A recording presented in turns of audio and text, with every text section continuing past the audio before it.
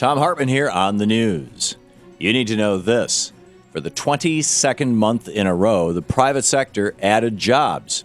According to new jobs numbers from the Bureau of Labor Statistics, the economy added 212,000 jobs in December, but the austerity agenda being pushed by Republican governors in their respective states around the nation led to 12,000 government jobs being lost last month. Altogether last year, while President Obama's economy was creating private sector jobs every month, Republicans laid off more than 183,000 public workers in their quest to dismantle governments. That's a record high. And they've laid off more than 500,000 public workers altogether since President Obama took office. Not to mention, the United States Postal Service is now proposing laying off another 120,000 government workers thanks to a Republican poison pill passed back in 2006. But despite Republican efforts to sabotage the economic recovery, the unemployment rate ticked down to 8.5% last month, and the U6, which measures underemployment as well as unemployed Americans, dropped to 15.2%. We still have a long way to go, especially if Republicans care more about making Obama a one-term president, as Mitch McConnell outlined, than actually fixing the dang economy. Women are screwed. Republicans swept into office around the nation last year on a pledge to get our economy back on track, but really all they were interested in was declaring a war on women. According to a new study out of the Guttmacher Institute, right-wing legislators in all 50 states introduced more than 1,100 pieces of legislation last year to restrict women's reproductive health rights. A record high of 153 restrictive pieces of legislation went on to become law in 36 states. Specifically, 92 new laws restricting abortion rights, which shatters the previous record on new abortion laws passed in a single year. The number was 34 back in 2005. So in the future, when Republicans campaign on fixing the economy, we know what they really intend to do: take away women's rights. In the best of the rest of the news, something isn't jiving with corporate America's economic recovery. After taking a hit during the Bush Great Recession from 2007 to 2009, corporate profits have rebounded to their pre-crash levels. The Bureau of Economic Analysis found that corporate profits last year were on track to hit a record high of nearly $2 trillion. But that's not back on track. But what's not back on track is how much corporations are paying in taxes. Despite being more profitable post-crash, corporations are paying considerably fewer taxes thanks to loopholes and deductions that they bought from Congress by lobbying.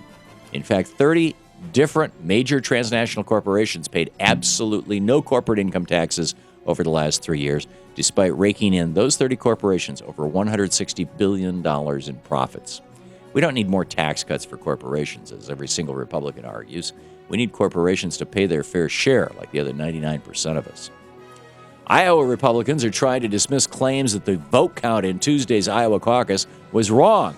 An Iowa voter told a local TV station yesterday that he noticed a 20-vote discrepancy in the count, and that Rick Santorum was the real winner of the caucuses. Republican Party officials, though, are sticking to their first count, showing Mitt Romney the winner by 8 votes, and there will be no recount. The Republican Party has launched a war on voters around the nation this year with strict new laws that will disenfranchise over 5 million Americans. They claim these laws are necessary to combat so-called voter fraud.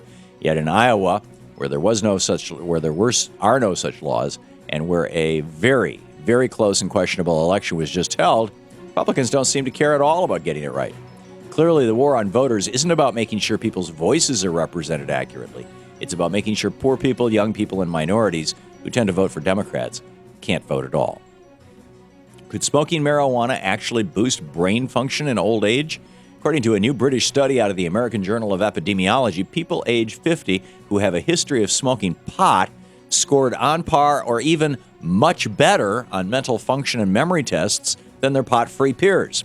Over 9,000 Britons were tested in the study, and as Reuters reports, the study found there was no evidence that current or past drug users had poorer mental performance. In fact, when current and past users were lumped together, their test scores tended to be higher. Scientists at Cornell University believe they may have found a way to make time disappear. That's right. As a new study appearing in the science journal Nature describes, scientists are using light to manipulate time to make it appear as though events that just took place never actually happened. Is this starting to make sense to you? Basically, since everything we see is thanks to beams of light, by slowing down and tinkering with those beams, scientists, for the first time ever, can now completely erase a split second of history. So far, they can only erase 40 trillionths of 1 second, and they say that they need a machine 18,600 miles long to erase a full second of time. So how big a machine do we need to erase 8 years under George W. Bush? Let's start building. Crazy alert, move over flying spaghetti monster. There's a new church in town. The Swedish government has officially recognized the Church of Copism, which holds as its central tenet the right to file share over the internet. The new religion was invented by a 19-year-old philosophy student, and it only took 3 applications to the government before Copism was officially recognized. Sacred symbols of the church include Control-C and Control-V, shortcuts for copying and pasting on the computer. The church does not promote illegal file sharing. They just preach for completely open distribution of information. Rumor has it, though, that if you do sin against the Church of Copism, you're required to do 20 Hail Marys, or in Copism tradition, 20 Control-Alt-Deletes. And that's the way it is today, Friday, January 6th, 2012. I'm Thom Hartmann on the news.